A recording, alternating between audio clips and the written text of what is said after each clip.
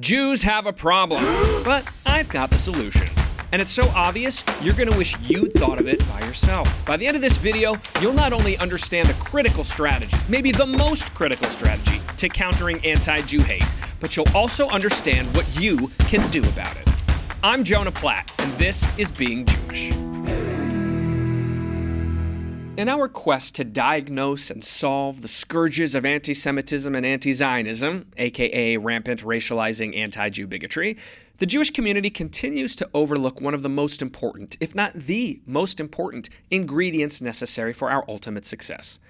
Think about all the major speeches and articles and infographics and initiatives of the past few years. The resounding question has been, what should we as Jews do? And the answers are myriad. Invest in security, invest in Jewish joy, invest in education, invest in Israeli tech, invest in social media, etc., etc., etc., ad infinitum. And of course, all of these areas must be developed if we're going to change our fortunes, no doubt about it. But let's zoom all the way out. From way up here, we see that all of those individual strands of investment are parts of a single cohesive thesis.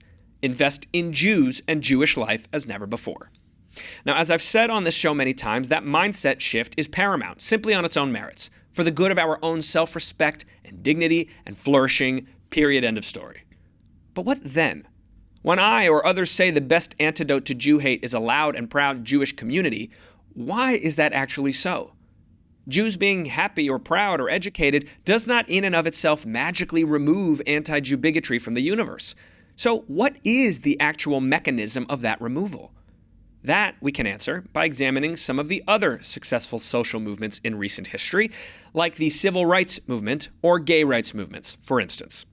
What was the actual lever pulled that enshrined legal protections, changed the status quo, forced the hand of society to adopt behavioral change in those situations?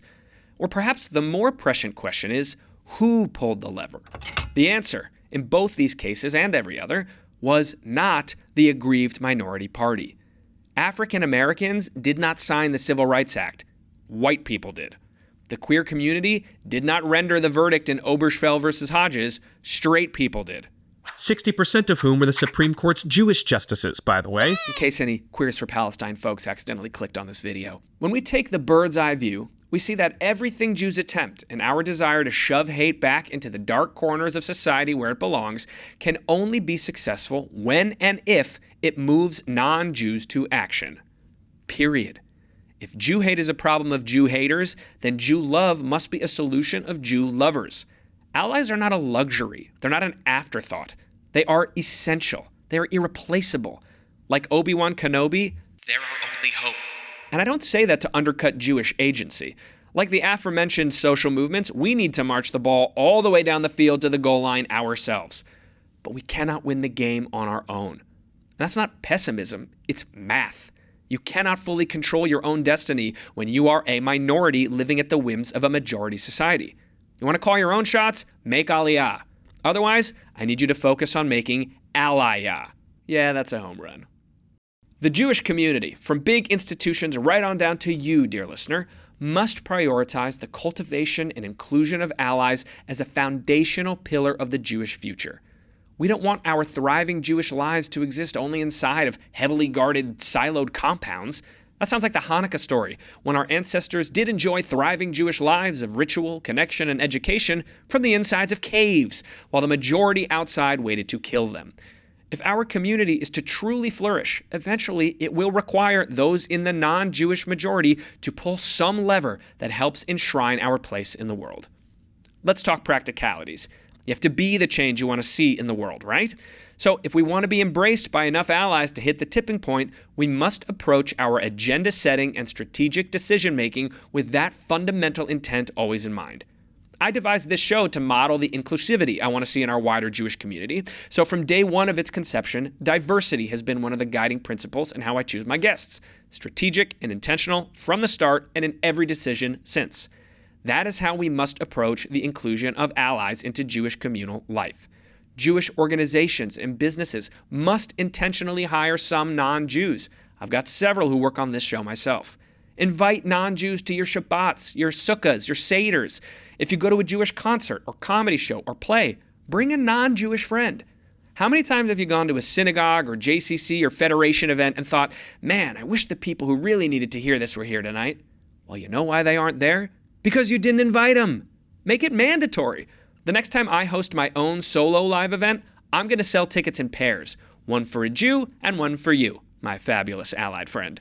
And anyone who wants to, please, feel free to steal that idea. I'd love to see it everywhere. Nice. I've heard from too many people who want to give up on bridge building programs because, quote, they don't work.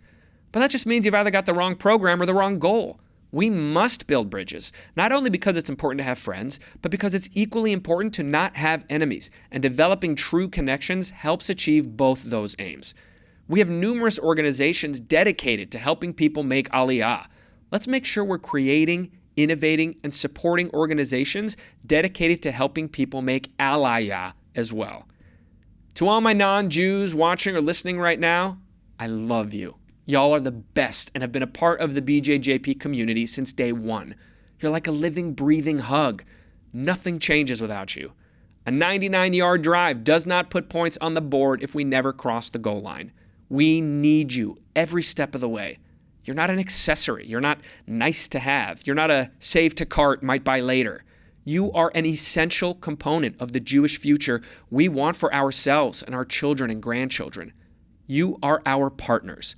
And we cannot do this without you, whether the Jews or yous realize it or not.